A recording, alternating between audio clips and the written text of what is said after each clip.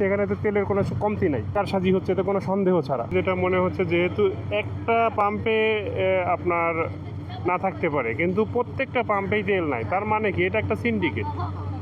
অবশ্যই এটা সিন্ডিকেটের মাধ্যমে এটা তেল বন্ধ করে রাখা হয়েছে।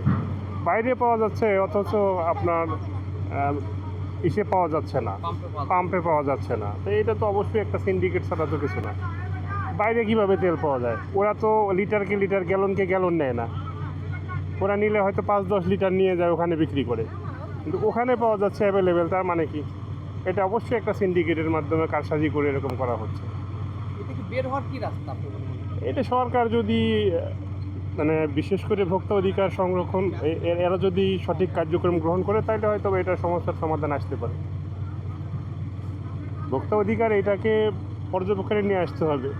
এরা যদি সঠিক কর্মপরিকল্পনা অনুযায়ী কার্যক্রম পরিচালনা করে, তাহলে অবশ্যই এটার একটা সমাধান বের হয়ে আসবে। সরকার তো বলছে এখানে তো তেলের কোনো কমতি নাই, আর অকটেন পেট্রোল এটা তো বাইরে থেকে আমদানি করা হয় না, এটা সম্পূর্ণ দেশের থেকেই তৈরি হয়, গ্যাস থেকে এটা পাওয়া যায়। সুতরাং এটার তো কোনো যুদ্ধের কারণে এখানে কমতি হওয়ার কোনো সুযোগ নেই। সুতরাং এটা তো অবশ্যই আপনার কারসাজি হচ্ছে, তো কোনো সন্দেহ ছাড়া। আর কি বলবো।